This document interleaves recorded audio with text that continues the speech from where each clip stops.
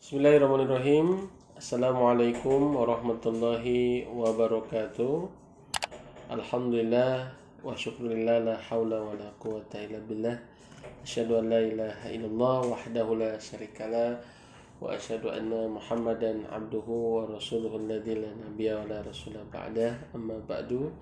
Subhanaka la ilma lana illa ma 'allamtana innaka antal alimul hakim. Segala puji bagi Allah yang sudah memberikan banyak nikmat buat kita semua ya, tidak lupa sholawat serta salam semoga terlimpahkan kepada tauladan kita Nabi Muhammad sallallahu alaihi wasallam, kepada keluarganya, para sahabatnya, dan tidak pula kepada kita selaku umat yang berupaya untuk menghidupkan sunnah-sunnahnya sepanjang masa. Sahabat umat yang dimuliakan oleh Allah, ya, masih bersama saya Hasan Faruqi, ya, insyaallah menemani waktu sahur Anda, ya, dan kita akan melanjutkan tema kita seputar Al-Quran berbicara tentang keluarga. Dan sahabat-sahabat yang belum mendownload aplikasi Ummah, silakan ya mendownload aplikasi Ummah di Play Store, dan untuk pertanyaan bisa ditekan di tombol pensil di pojok kanan bawah dan ajukan pertanyaannya dengan hashtag keluarga Quran. Sahabat umat yang dimuliakan oleh Allah, dua hal yang sudah kita bahas tentang kenapa Al-Quran ini memiliki peran yang sangat penting bagi keluarga atau kehidupan berkeluarga kita. Terlebih adalah Ramadan adalah bulan diturunkannya Al-Quran. Mudah-mudahan materi ini bisa menjadi jalan motivasi Anda untuk makin kencang lagi ya, makin greget lagi ya, makin semangat lagi, makin gaspol lagi ya, untuk berta'amul bersama Al-Quran di bulan Ramadan, apakah lewat membacanya, mentadaburinya, ataupun menghafalnya ya. Dua hal itu adalah dua hal tentang peran Al-Quran bagi keluarga yang sudah kita bahas. Adalah Al-Quran memiliki peran keberkahan ya dalam keluarga kita ya. Jadi keluarga kita pengen berkah, hidupkan Al-Quran. Yang kedua adalah untuk menangkal godaan setan, menghadapi godaan setan dalam rumah tangga ya, itu adalah dengan Al-Quran. Kita akan masuk kepada poin yang ketiga. Poin yang ketiga adalah Al-Quran sebagai kitab pendidikan, kitab tarbiyah ya bagi keluarga kita. Jika seorang suami, ayah memiliki kewajiban untuk mendidik keluarganya, mendidik anaknya, mendidik istrinya, maka Al-Quran harus menjadi bekal utama dalam pendidikan keluarga kita, gitu ya. Profesinya apapun, bakatnya apapun, begitu, cita-citanya apapun, tapi Al-Quran menjadi bekal yang paling utama dalam setiap kondisi, dalam setiap profesi, dalam dimanapun dia berdomisili ya, di belahan dunia manapun dia berada. Maka bagaimana keluarga ini menjadi tempat pertama mengantarkan manusia untuk mencintai Al-Quran ya. Maka Al-Quran sebagai bekal dalam mendidik keluarga kita, begitu. Allah Subhanahu wa taala berfirman dalam Quran surat Al-Hadid ayat ke-16 ayat ke-17. A'udzubillahi minasyaitonirrajim. Alam ya'ni lil ladzina amanu an takhsha'a qulubuhum li dzikrillah wa ma nazala minal haqq wa la yakunu kal ladzina utul kitaba min qabl fatala 'alaihimul amadu faqasat qulubuhum wa katsirun minhum fasikun. Ya, kata Allah berfirman yang artinya kurang lebih, belumkah tiba saatnya bagi orang yang beriman ya untuk lebih khusyuk zikir kepada Allah dan bersama Al-Quran ya. Jadi ada orang yang beriman tapi masih lalai dengan zikrullah, masih lalai dengan berinteraksi bersama Al-Quran. Lalu Allah sampaikan wala yakunu kalladzina utul kitaba min qabl. Dan janganlah mereka, orang yang beriman itu, seperti orang-orang yang sudah diberikan Alkitab kepada mereka. Fatala alaihimul amad. Waktunya sangat panjang mereka tidak berinteraksi bersama Alkitab, bersama wahyu yang diturunkan oleh Allah. Apa dampaknya? Ya, apa akibatnya? Faqasat qulubuhum. Hati mereka menjadi keras. Ya, kalau hati sudah keras, wa katsirum minhum fasikun. Kebanyakan mereka akan berbuat fasik. Jadi kefasikan itu tidak muncul tiba-tiba, tetapi berawal dari hati yang keras. Dan hati yang keras salah satunya adalah jauh dari zikrullah, jauh dari Al-Quran. Maka sahabat-sahabat sekalian, ya, selain zikrullah dan Al-Quran menjadi kitab tarbiyah atau bekal paling utama dalam mendidik anak kita.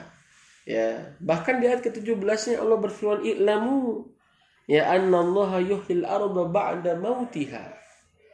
Ya qad bayyana lakumul ayati la'alakum ta'qilun." Allah Subhanahu wa taala berfirman, "Ketahuilah oleh kalian, sesungguhnya Allah lah yang menghidupkan bumi ini setelah matinya. Sungguh yang demikian itu kami jelaskan kepada kalian, ya, ayat-ayat kami, ya, tanda-tanda kebesaran kami," kata Allah, "la'allakum ta'qilun," supaya kalian berakal, supaya kalian berpikir, ya, begitu.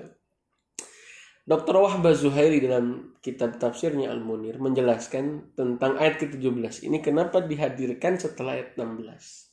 Setelah Allah menjelaskan bahwa hati bisa keras yang menyebabkan kefasikan, hatinya keras dan disebabkan oleh jauhnya dari zikrullah dan Al-Quran. Lalu kemudian di ayat ke-17-nya Allah menerangkan tentang bumi yang asalnya mati dihidupkan. Maka kata Dr. Wahbah Zuhaili, ya, beliau menjelaskan, jika bumi itu asalnya mati lalu Allah turunkan hujan, ya, lalu Allah hidupkan bumi ini dengan hujan, maka hati ini, ya, bisa mati jika jauh dengan zikrullah dan Al-Quran. Begitu, ya. Maka, ya, jika keluarga kita hatinya ingin senantiasa hidup, begitu, dan hati adalah raja dalam bagi jasad kita, ya, sedangkan jasad kita adalah tentaranya, ya. Kata Nabi, ya, idza saluhal jasadu kulluh wa idza fasadatil jasadu kulluh. Jika benar hatinya, ya, maka benarlah seluruh amalnya. Jika rusak hatinya, maka rusaklah seluruh amalnya. Maka, ya, salah satu dan yang paling utama supaya hatinya senantiasa hidup itu adalah zikrullah dan Al-Quran. Anda sebagai seorang ayah, pastikan, ya, bahwa istri Anda, ya, memiliki interaksi yang cukup dengan Al-Quran. Ya, jangan sampai kita memberikan nafkah, ya, jasa, tapi kita lupa, ya, untuk mendidik hati istri kita. Kita jadi orang tua, menyekolahkan anak, bahkan bisa jadi dengan biaya yang cukup mahal, ya, begitu. Tapi kita lupa. Justru yang paling utama dan yang paling pertama adalah Al-Quran. Ya, dan Al-Quran luar biasa, ya, mengantarkan orang-orang bisa memiliki kecerdasan, ya, mengantarkan orang-orang bisa memiliki kehebatan. Ya, makanya para ulama salafus soleh dulu dalam setiap bidang ilmunya, ya, menjadikan Al-Quran menjadi pendidikan yang paling mendasar. Ya, kita kenal dengan para ilmuwan Islam, ada Ibnu Sina, ada Ibnu Haytham, ada banyak lagi, ya, ada Ibnu Rushd, ya, ada Al-Khawarizmi dan lain sebagainya, ya. Semua para ulama salafus saleh, ya, para ulama-ulama terdahulu, meskipun bukan seorang yang menjadi ahli dalam studi Islam, ya, tetapi subhanallah, ya, mereka menjadikan Al-Quran sebagai satu-satunya materi pertama dan yang paling utama dalam pendidikan. Ya, Imam An-Nawawi rahimahullah mengatakan, ya, janganlah kalian mengajarkan sesuatu selain memulai daripada Al-Quran. Jadi Al-Quran ini, sahabat-sahabat sekalian, menjadi materi pendidikan untuk keluarga kita. Jika Anda sulit, ya, dan memulai dari mana untuk mendidik istri kita, anak kita, maka mulai dari Al-Quran. Pastikan tilawahnya, pastikan hafalannya, ya. Bukan seberapa banyak, tapi yang paling penting adalah konsisten, ya. Ada upaya terus berusaha untuk berinteraksi dengan Al-Quran, begitu. Wallahu a'lam bishawab, ya. Ini poin yang ketiga. Ada sebuah kisah di poin yang ketiga ini, cerita atau kisah tentang Umar bin Khattab yang didatangi oleh seorang ayah yang merasa didurhakai oleh anaknya. Kemudian ayah ini datang mengadukan kepada Umar bin Khattab tentang kedurhakaan anaknya. Maka Umar bin Khattab menyuruh anaknya untuk dihadirkan. Alih-alih Umar langsung memutuskan sebuah hukuman untuk anaknya, malah Umar ditanya oleh anaknya, "Ya Amirul Mukminin, apa yang menjadi hak anak dari ayahnya? Naon atuh kewajiban bapak ke anak teh? Apa kewajiban ayah ke anak teh apa?" Maka Umar bin Khattab mengatakan, 1, berikan nama yang baik, 2, pilihkan ibu yang terbaik, 3 adalah ajarkan Al-Quran. Dan anaknya mengatakan, sampai saat ini tidak ada satupun yang aku dapatkan dari ayahku. Maka kata Umar bin Khattab, ya radhiyallahu an, kalau begitu yang durhaka bukan kamu kepada bapamu, tapi bapamu kepadamu. Baru ada istilah kedurhakaan orang tua kepada anak. Jadi terutama Anda sebagai seorang ayah, ini salah satu tugas berat kita. Pastikan anak kita bisa belajar Quran itu kalau bisa bukan dari guru agamanya. Minimal Al-Fatihah. Al-Fatihah jangan diajarkan ke orang lain, jangan diososingkan kepada orang lain, kepada guru agamanya. Anda kebayang nggak sahabat umat sekalian? Anda sebagai seorang ayah atau Anda jadi orang tua, anak Anda hafal Al-Fatihah dari Anda. Setiap hari dibaca minimal 17 kali dalam sholatnya. Anak kita setiap baca Al-Fatihah, kita yang dapat pahalanya.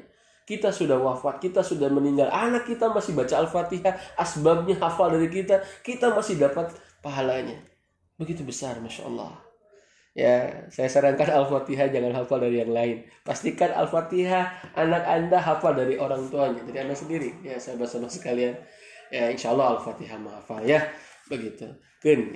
Kalau surat-surat yang lainnya kita lanjutkan gitu. Nah nanti sahabat-sahabat sekalian, poin yang ketiga ini menyadarkan kepada kita bahwa sebelum kita berbicara poin-poin pendidikan yang lain, maka pertama dan paling utama adalah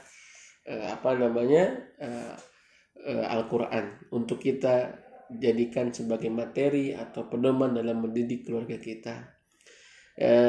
Sahabat umat yang dirahmati oleh Allah, selanjutnya adalah ini yang keempat, yang terakhir, tentang peran Al-Quran bagi keluarga. Yang terakhir adalah sebagai panduan. Sebagai panduan dalam menjalankan kehidupan rumah tangga, sebagai panduan dalam menjalankan kehidupan keluarga. Begitu. Inna hadzal Qur'ana yahdi lillati hiya aqwam, dalam Quran sebutkan demikian. Sesungguhnya Al-Quran ini menunjukkan kepada jalan yang lebih lurus. Syekh Kiti mengatakan lebih lurus, aqwam fil aqaid, aqwam fil akhlaq, aqwam fil siyasah, aqwam fil iktisadiyah. Kata Syekh Kiti mengatakan paling lurus dalam urusan akidah, keyakinan, paling lurus dalam urusan ekonomi, politik, akhlak, ihwati iman, pemikiran. Kata Syekh Kiti, Al-Quran yang paling lurus, begitu. Maka Al-Quran ini dijadikan sebagai pedoman untuk membangun, merawat kehidupan rumah tangga kita atau kehidupan keluarga kita. Al-Quran harus dijadikan sebagai pedoman. Bukan hanya kitab ta'abudiyah, tapi bagaimana Al-Quran ini menjadi kitabul hidayah.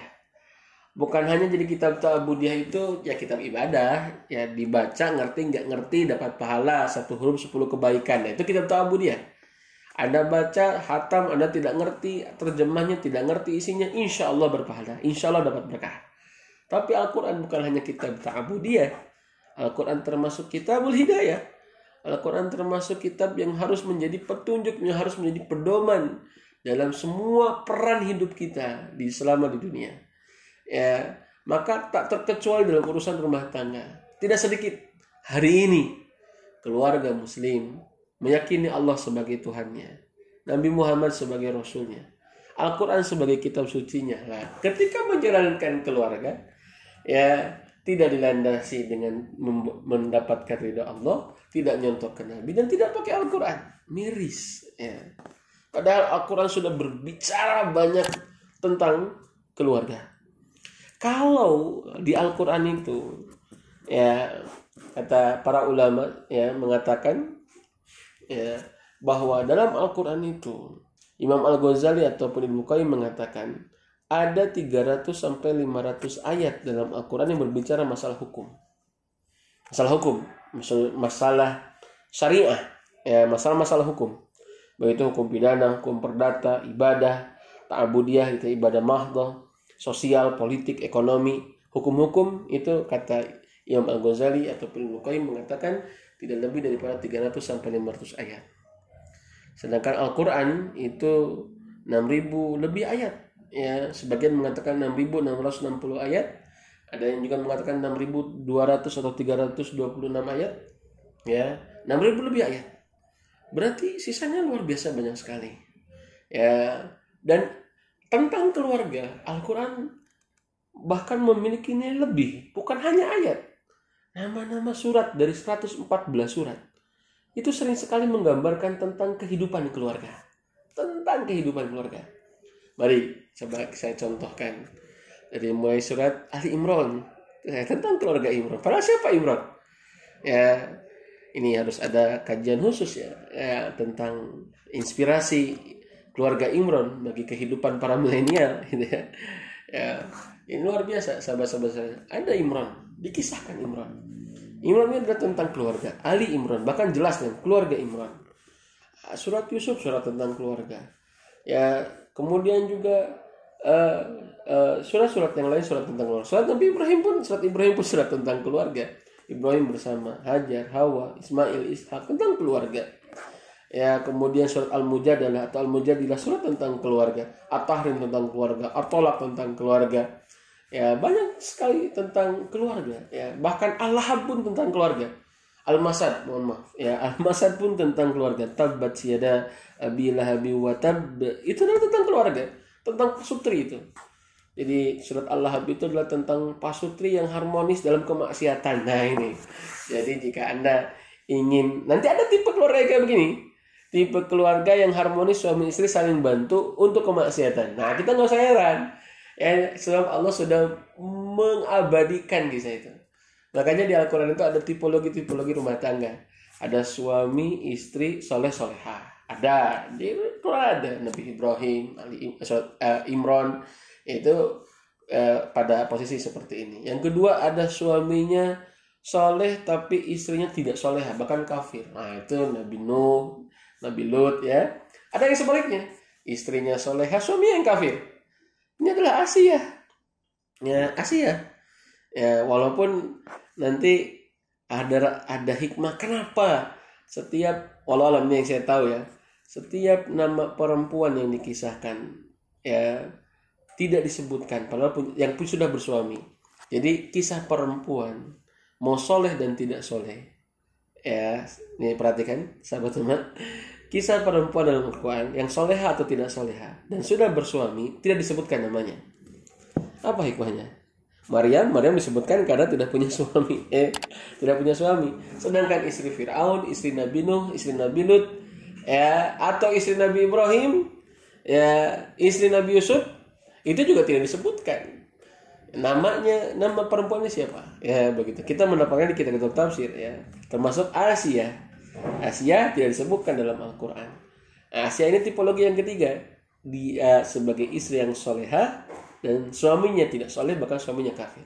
Dan yang keempat ada tipe bagaimana suami istri yang tidak soleh dan tidak solehah. Inilah Abu Lahab. Dan kita akan mendapatkan itu semua kembali. Itulah kenapa sepertiga Al-Quran itu isinya adalah kisah, Al-Qasas. Ya, kenapa sepertiganya kisah? Karena sebetulnya prinsip manusia itu tidak pernah berubah selama hidup di dunia. Dari mulai Nabi Adam sampai nanti dunia ini dihancurkan, manusia itu prinsipnya tidak berubah. Kehidupan manusia itu gitu. Ya, karakternya seperti itu. Ya, tidak akan pernah berubah. Maka sepertiga Al-Quran itu kisah. Kenapa? Sebab ya salah satu hikmahnya adalah supaya kita bisa banyak belajar. Karena akan terulang kembali kondisinya. Wallahu alam bisawab. Jumlah ayatnya lebih banyak, jumlah suratnya, nama suratnya lebih banyak, kisah tentang ayah banyak. Ya, bisa inspirasi tak, bahkan kalau berbicara tentang pendidikan anak dalam Al-Quran, justru sebagian besar adalah menghadirkan ya ayah. Ini Nabi Yusuf dengan ayahnya Nabi Yakub, Nabi Ismail, ayahnya Nabi Ibrahim alaihissalam, Maryam siapa? Yawatiman, ayahnya adalah Imran. Begitu. Jadi luar biasa. Ayah ini sering dihadirkan. Jadi berbicara ayah itu dalam Al-Quran banyak sekali, sahabat-sahabat sekalian. Ya, kemudian juga tentang ibu dan anak itu juga ada. Tentang komunikasi di antara orang tua dan anak, komunikasi pasutri ada, sahabat-sahabat sekalian. Ya, apalagi sudah berbicara tentang kisah Nabi Yusuf alaihissalam, masya Allah, ya, sahabat-sahabat sekalian, ini banyak sekali, ya. Tentang single parent, Maryam berhasil. Bagaimana caranya? Nah, ini ada tips-tips khusus sebetulnya, ya. Bagaimana ketika seorang ibu mendidik sendirian, begitu ya, membesarkan anaknya itu sendirian tanpa misalkan suaminya. Nah, Maryam sudah mencontohkannya, sahabat-sahabat umat sekalian, dan itu inspirasi yang besar buat kita. Sahabat umat yang dirahmati oleh Allah, ala kulli hal, ini poin terakhir ini adalah inti daripada pembahasan kita adalah bagaimana Al-Quran berbicara tentang masalah keluarga, tentang pasutri, tentang anak, tentang konflik. Nah, konflik juga banyak ya, ya, makanya kenapa dalam surat surat At-Tahrim, ya, itu adalah berbicara tentang konflik pasutri. Dan yang dibicarakannya itu bukan tokoh sembarangan, tapi Nabi Muhammad SAW, Nabi kita yang mulia. Ya, makanya kata Dr. Wahbah itu, inilah bantahan kepada para misionaris, tuduhan-tuduhan ya kepada musuh-musuh Islam yang mengatakan Al-Quran ini buatan Muhammad. Jika Al-Quran buatan Muhammad, surat At-Tahrim ini tidak akan ada, sahabat-sahabat sekalian. Karena ini tentang aib Nabi Muhammad SAW. Tetapi karena Nabi adalah seorang Nabi yang hanya punya kewajiban untuk menyampaikan, Nabi sampaikan. Dan surat At-Tahrim adalah tentang surat konflik pasutri. Seperti apa dan bagaimana tentu di waktu yang lain akan kita bahas, insya Allah. Terima kasih sahabat-sahabat sekalian. Ya, jadi Al-Quran punya perhatian yang besar tentang keluarga. Mari di bulan Ramadan yang mulia ini, ya, bulan diturunkannya Al-Quran, Ramadan adalah bulan Al-Quran.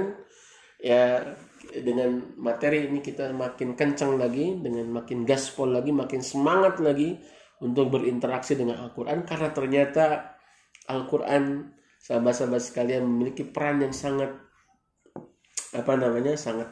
sangat baik, sangat bermanfaat ya untuk keluarga kita. Ada keberkahan ya, bagaimana untuk terhindar dari godaan setan, kemudian juga sebagai bekal untuk pendidikan keluarga kita, dan tentu yang paling utama adalah untuk sebagai pedoman ya dalam merawat, membangun kehidupan rumah tangga kita, apakah bersama pasangan kita ataupun bersama anak-anak kita.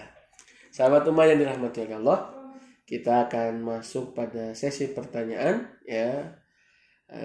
Kita coba lihat apakah ada yang sudah masuk. Oh, alhamdulillah. Baik, kita akan coba jawab ya. Dari Muhammad Zulfikar. Saya ingin sekali masuk surga bersama keluarga, tapi kakak-kakak saya masih jarang sholat. Apakah saya masih bisa masuk surga bersama? Wallahu a'lam bishawab. Jadi masuk surga bersama itu tersebabkan keimanan. Dalilnya lihat Quran surat At-Tur ayat ke 21 ya, walladzina amanu wattaba'athum dzurriyyatahum biiman. Jadi dimasukkan ke dalam surganya Allah sekeluarga itu adalah dengan keimanan. Ya, begitu dikumpulkan sekeluarga itu dengan keimanan. Dan sholat itu adalah salah satu hal yang bisa menyebabkan kita kepada kekufuran. Maka ingatkan ya kakak Anda supaya bisa kembali untuk melaksanakan ibadah sholat, karena itu pembeda kita dengan menjadi seorang muslim atau bukan. Wallahu a'lam bishawab. Sambil didoakan ya. Kemudian yang kedua dari Ruby. Assalamualaikum. Waalaikumsalam. Gimana solusinya mempersatukan kembali keluarga yang sedang bermusuhan, sedang ribut ya. Gimana solusinya? Solusinya adalah disuruh tidak ribut. Solusinya adalah disuruh tidak berselisih. Beres kan? Selesai. Ya. Segampang itu kah Ustaz? Ya gampang ya, begitu. Tetapi masalahnya kan solusinya saya nggak tahu. Masalahnya nggak tahu kan begitu ya. Yang menyebabkan ributnya apa? Kalau yang menyebabkan ributnya warisan. Nah, ini biasanya kan. Biasanya warisan suka jadi bahan keributan juga, kakak, adik kan. Selesaikan warisan itu dengan syariat Islam. Ya begitu. Tapi Ustaz ini sudah diatur dengan syariat Islam, adik kakak masih tidak menerima. Ya, setelah lepas. Ya begitu, kita tidak bisa membahagiakan semua orang. Yang penting Allah sudah ridho, selesai. Ya gitu, ya begitu. Wallahu a'lam bishawab. Jadi ya kalau di sini pertanyaannya masih umum sekali ya, dan semua bisa jadi bermasalah. Jangankan urusan warisan, ya urusan merek mobil apa saja itu bisa jadi masalah gitu ya. Urusan pintu ini disimpan di mana aja di masalah gitu ya. Jadi gimana solusinya? Ya selesaikan, ya apa namanya, kembali ke keluarga yang sedang bermusuhan, ya artinya selesaikan. Dan intinya sahabat-sahabat sekalian, ya dengan hati yang lapang, ya wasyawirhum fil amr, kembali lagi musyawarah lagi, ya begitu.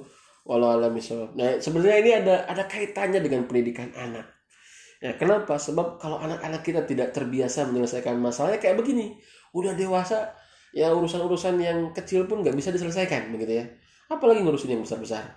Begitu. Berapa banyak adik kakak yang sudah dewasa punya anak ribut saja, hanya beda masalah sedikit sepele dan tidak prinsipil. Begitu ya. Karena memang dari dulu semenjak kecil jarang ribut begitu. Maka saya sarankan kepada Anda jadi orang tua, bersyukurlah jika ada anak-anak ribut. Adik kakak ribut, nah itu bersyukur. Kenapa? Mereka sedang belajar menghadapi konflik. Anda jangan dulu ikut campur menyelesaikan masalahnya. Enggak, itu orang tua helikopter itu namanya ya. Maka kenapa? Bukan berarti dibiarkan sampai adu jotos, enggak. Maksudnya adalah bagaimana mereka bisa mengelola konflik, itu bagian daripada pendidikan. Nanti kita akan bahas di waktu yang lainnya. Itu pun jika berjodoh. Yang ketiga, dari Muhammad Nasib. Saya sudah berkeluarga, tapi istri saya tidak disukai oleh keluargaku. Apa yang harus saya lakukan? Apa penyebabnya? Ya, penyebabnya apa? Ya, penyebabnya misalkan istri Anda yang salah, ya berarti istri Anda yang diingatkan. Penyebabnya misalkan kedengkian orang lain, ya kita tidak bisa mengolah hati orang lain. Kita hanya bisa mengingatkan orang lain untuk tidak berbuat dengki. Ya, ada hal-hal yang tidak bisa dikuasai oleh kita, sahabat-sahabat sekalian. Ya, maka apa, cari penyebabnya dan hilangkanlah penyebabnya. Ya, dan ingat bahwa kita menjadi hamba Allah tidak pernah bisa disenangi oleh semua orang. Ya, nggak ada. Nabi Muhammad disenangi semua orang, siapa bilang disenangi semua? Enggak. Ya, Nabi Muhammad aja yang paling soleh, paling mulia, nggak disenangi sama orang-orang kafir ya, sama orang-orang musyrik, mereka tidak senang. Ya, begitu. Ya, setiap kita pasti memiliki yang membela ataupun yang membenci. Oleh karena itu, pastikan apa penyebabnya sehingga istri kita tidak disukai oleh keluarga kita. Ya, wallahu a'lam bishawab. Ya. Yang keempat, dari Claudia Nirwana, apa salah jika kita berharap mendapatkan pasangan yang beriman dan mampu membimbing kita lebih baik dengan latar belakang keluarga buruk, apa tidak layak? Ya begitu ya. Dengan latar belakang kita yang buruk, lalu kita ingin mengharapkan pasangan yang beriman dan mampu membimbing kita, apakah salah? Jawabannya tidak. Beres kan? Sudah ya. Tidak salah ya. Jadi ada tidak salah kalau berharap demikian, tidak salah. Ya begitu. Banyakin aja istighfar begitu ya. Tidak lantas kita karena kita merasa punya dosa kemudian kita tidak layak untuk memiliki pasangan yang lebih baik, enggak. Ya, sahabat-sahabat sekalian, tidak. Silakan berharap, wala tayasu mirauhillah, ya. Wala taqnatu mir rahmatillah. Maaf, wala taqnatu mir rahmatillah, innallaha yaghfiru dzunuba jami'a. Kata Allah dalam surat Az-Zumar, janganlah kamu berputus asa dari rahmat Allah. Allah mengampuni semua dosa Anda. Ya, wallahu a'lam bishawab. Yang kelima adalah dari Raden Sultan Labai. Assalamualaikum. Waalaikumsalam. Gimana hukumnya bagi istri yang selalu sibuk dengan dunia atau pekerjaannya, padahal suami selalu mengingatkan, jadi lupa sama keluarga? Bagaimana solusinya? Ini solusi untuk suami, untuk solusi untuk istri ya. Kalau Anda sebagai seorang suami punya istri kayak begini, ya diingatkan. Ya, kamu diingatkan ya sebagai perannya sebagai seorang istri, dan kemudian Anda melakukan musyawarah dengan istri Anda dan putuskan dengan tegas begitu. Ya, sehingga betul-betul Anda bisa satu frekuensi dengan istri Anda, ya begitu ya. Wallahu a'lam bishawab. Mudah-mudahan apa yang kita bahas pada kesempatan sore kali ini bisa menjadi pada waktu sahur kali ini mudah-mudahan bisa menjadi inspirasi dan motivasi buat sahabat umat sekalian untuk kembali menghidupkan Ramadan bersama Al-Quran. Dan Al-Quran ini punya peran yang sangat besar untuk kehidupan keluarga kita. Jadi kita makin kencang, makin gaspol lagi, makin semangat lagi ya untuk berta'amul bersama Al-Quran di bulan Ramadan. Selesai Ramadan, mudah-mudahan kita diberikan keberkahan oleh Allah ya, dan kemudian dihadirkan ketakwaan dalam hati setiap anggota keluarga kita. Dan itulah sebaik-baik bekal dalam menjalani kehidupan kita, dan mudah-mudahan bermuara nanti ngumpul di surga bareng dengan keluarga. Sahabat rumah sekalian, mohon maaf atas segala kekurangan. Aku qouli hadza wa astaghfirullah li wa lakum. Assalamualaikum warahmatullahi wabarakatuh. Kita terlahir untuk mencari jalan yang lurus. Dalam mendapatkan pengetahuan, dalam mencari pengalaman,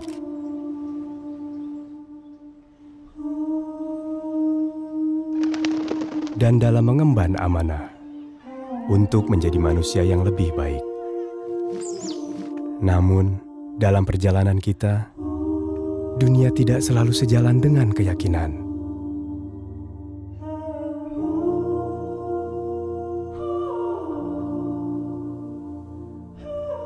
Zaman mendatangkan beragam pilihan. Namun yang baik untuk kita tidak selalu jelas di depan mata. Karena itu, Ummah hadir untuk kita sebagai penunjuk arah yang insya Allah memberi pencerahan, dan sebagai sahabat yang insya Allah senantiasa mengingatkan.